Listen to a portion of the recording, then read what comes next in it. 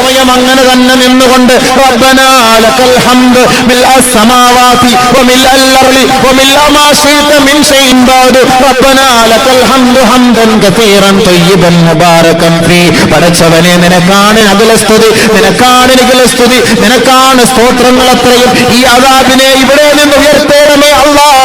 നമസ്കാരത്തിലൂടെ നിന്നോട് സഹായം തേടുകയാണ്. അല്ലാഹുവിന്റെ റസൂൽ ഇങ്ങനെ നിലയുറപ്പിക്കുകയാണ്.